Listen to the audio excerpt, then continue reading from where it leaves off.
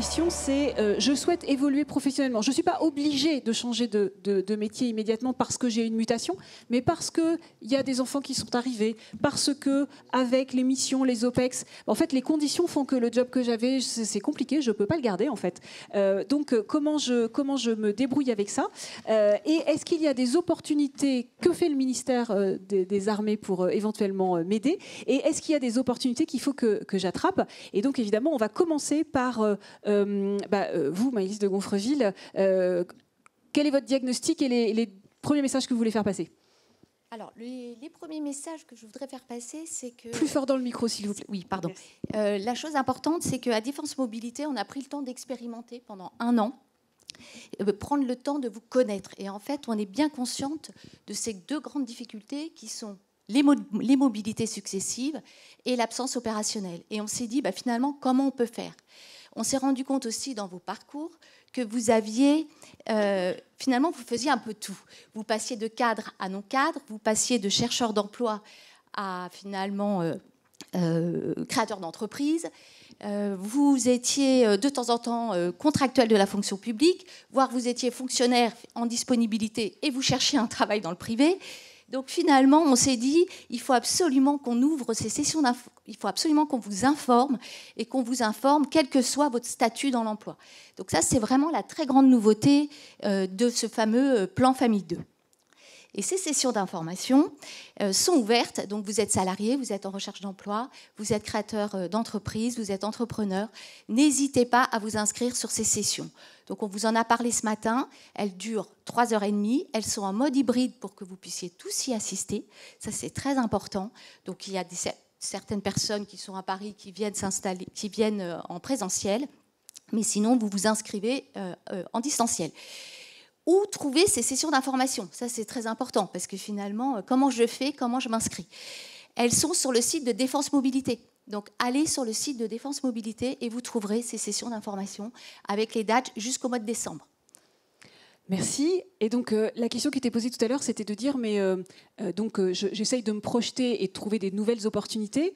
Alors, évidemment, je pense à un employeur assez rapide, soit parce que j'y suis, soit parce que je voudrais peut-être l'envisager. La question du service public en général et du ministère des Armées en particulier. Alors, qu'est-ce que le ministère des Armées fait pour, justement, ces fameuses mutations? Est-ce qu'il va y avoir des évolutions? Et comment est-ce que je peux éventuellement penser à choisir le service public? Et donc, je vous présente évidemment Anne Bonenfant-Houillet, qui est sous-directrice recrutement accompagnement professionnel et donc sur toute la chaîne des ressources civiles. Bonjour à tous. Le ministère des Armées, c'est déjà 65 000 personnels civils. Donc, un très grand nombre d'emplois civils au sein du ministère des Armées. Et c'est plus de 5 000 recrutements de personnel civil chaque année. Donc, dans plus de 3 000 métiers techniques, administratifs, médico-social. Donc, le choix des possibles, il est très très important et il est très large. Comment on peut faire pour se renseigner sur les emplois qu'offre le ministère des Armées? Moi, j'ai 3 conseils pratiques à vous donner. Le premier, vous pouvez aller rencontrer nos ambassadeurs. On a 150 ambassadeurs qui sont sur la plateforme My Job Glasses. Je ne sais pas si vous la connaissez. C'est une plateforme qui permet d'échanger avec des professionnels d'un métier pour connaître concrètement ce qu'ils font, comment on fait pour accéder à leur métier. 150 civils consacrent une partie de leur temps sur cette plateforme pour, dans le cadre de rendez-vous que vous prenez avec eux, vous renseigner sur les opportunités et les métiers du ministère des Armées. Ensuite, plus concrètement, on a l'ensemble de nos offres d'emploi sont accessibles sur le site choisirleservicepublic.fr. Donc là, vous allez avoir accès à toutes les offres d'emploi de tous les ministères et des 3 versants de la fonction publique. Même si je ne suis pas fonctionnaire. Même si on n'est pas fonctionnaire. On recrute par concours, certes, mais aussi de plus en plus sous contrat. À peu près, je vous disais, 5 000 recrutements par an au sein du ministère des Armées. On est à plus de 2 000 recrutements d'agents sous contrat chaque année. Donc, que vous ne soyez pas fonctionnaire, peu importe, vous pouvez tout à fait regarder toutes les offres d'emploi qui sont en ligne et candidater. Mais Défense Mobilité peut m'aider à préparer les concours si j'ai envie. Bien sûr, et peut vous aider aussi à préparer vos entretiens. Ensuite, on a un site qui est dédié aux offres d'emploi, en particulier d'agents sous contrat au sein du ministère, qui est Devenez civil de la défense. Donc moi, je vous invite à aller regarder sur ces 2 sites-là. Vous pouvez faire des tris en fonction des zones géographiques, des niveaux, des types de métiers, des domaines, etc. Troisième conseil que je peux vous donner, c'est de nous suivre sur le LinkedIn Civil de la Défense. Sur le LinkedIn Civil de la Défense, vous aurez toutes les informations sur les salons où on participe, où vous pourrez rencontrer des chargés de recrutement. Et vous avez aussi tous les mercredis une petite séquence qu'on appelle les mercredis du recrutement, au cours desquels on met en avant, thématique par thématique, des offres d'emploi sur lesquelles on cherche des talents. Donc peut-être vous, peut-être des gens que vous connaissez. Donc ce LinkedIn Civil de la Défense, je vous invite à le suivre aussi régulièrement. Donc je regarde des jobs, je peux aller sur My Job Glasses, on essaiera de l'écrire sur le compte rendu.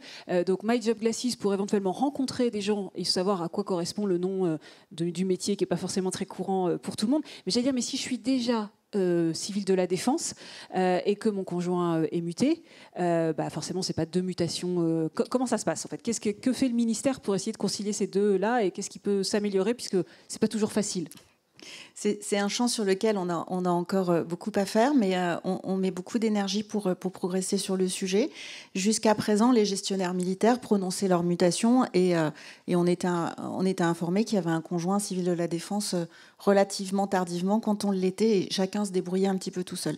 C'est quelque chose sur lequel on veut progresser et on veut davantage accompagner les conjoints de personnel militaire qui sont civils de la défense. On est en train de travailler avec les gestionnaires personnels militaires pour que nous, gestionnaires civils, on soit informés bien plus tôt que ce n'est le cas actuellement, c'est-à-dire dès que la mutation militaire est prononcée, pour pouvoir ensuite se rapprocher de vous et vous accompagner dans la recherche d'un emploi sur le bassin géographique sur lequel votre conjoint militaire est muté, si vous souhaitez rejoindre ce bassin géographique-là.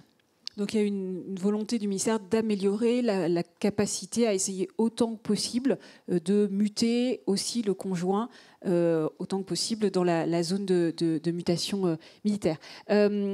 Question sur ce qu'il y a dans la session. Est-ce que vous êtes accompagné à l'issue? La réponse est oui, en fonction de votre profil et de votre projet.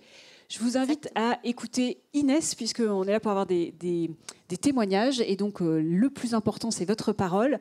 Et donc, on va écouter Inès. Je m'appelle Inès. Mon époux est caporal-chef de première classe pour l'armée de terre. Je suis donc conjointe de militaire depuis 15 ans. J'habite à Bru, dans l'Ille-et-Vilaine. Et je suis actuellement gestionnaire administrative et payeuse au CMG de Rennes. Eh bien, j'étais formatrice et responsable accueil dans une grande chaîne de fast-food. Et lorsqu'il a été question de la mutation de mon mari dans son nouveau régiment, nous avons pris la décision tous les deux que je garde 1 an et demi, voire 2 ans, pour l'adaptation de notre fille, mon adaptation et pour une mission optimale qui devait arriver pour le déploiement de mon mari.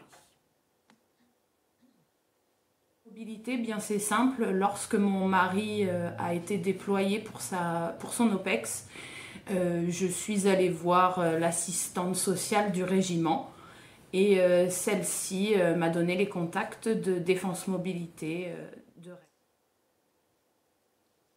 Bien parce que je trouve que c'est une opportunité.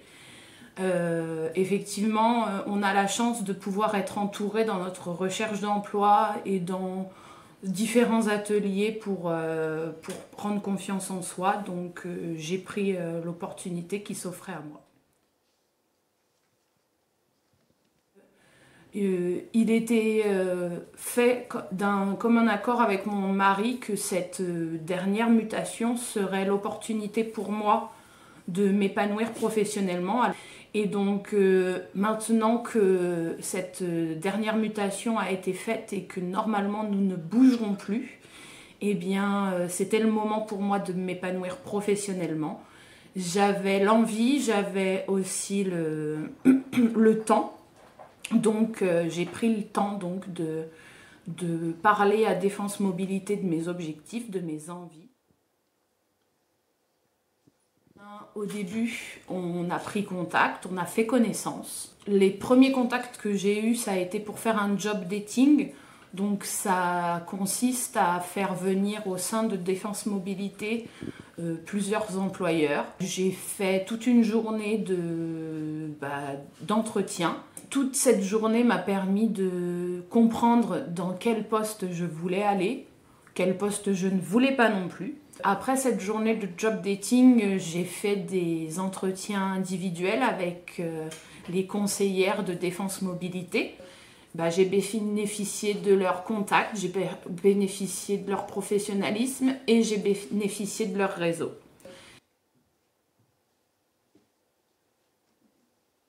La prochaine étape, il n'y en a pas puisque mon objectif était de trouver un emploi et qu'au 2 mai, j'ai été embauchée par mon employeur pour les 3 prochaines années. Alors, n'ayez pas peur. Toutes les personnes de Défense Mobilité, alors moi dans mon cas pour Défense Mobilité Rennes, ce ne sont que des personnes bienveillantes, à l'écoute, sans aucun jugement. Et quels que soient vos objectifs, eh bien, ils vous aideront à les atteindre. Merci. Alors évidemment, merci Inès pour ce beau témoignage. Évidemment, félicitations, j'en profite pour les équipes de Rennes, mais plus généralement de Défense Mobilité. Ce que Inès ne vous a pas précisé dans ce témoignage, c'est que son recruteur, c'est le centre de gestion du ministère des Armées de Rennes. Vous confirmez ? De Rennes, tout à fait. Donc, le centre ministériel de gestion assure la gestion RH des personnels civils et surtout leur paye. Et on a d'énormes besoins sur ce volet-là. Donc, ne pas hésiter à regarder les offres d'emploi qui sont sur Civil de la Défense. Voilà, on ne vous parle que de choses réelles. Voilà, donc il y a vraiment une embauche. Donc regardez les opportunités de Civil de la Défense et faites-vous accompagner par Défense Mobilité pour justement connaître la façon dont ça va se dérouler, éventuellement préparer un concours, éventuellement faire autre chose. Oui, et je voulais juste dire qu'effectivement, parce que je vois les questions là qui défilent, qu'à la fin de la session d'information, vous serez accompagné ou vous aurez un point de contact. L'idée, c'est vraiment qu'on vous aide à anticiper le plus possible vos mutations, l'absence opérationnelle. On sait que mieux vous anticiperez, plus on sera présent, plus vous y arriverez. Et on a tous comme objectif, effectivement, votre carrière, éviter la casse chômage si possible.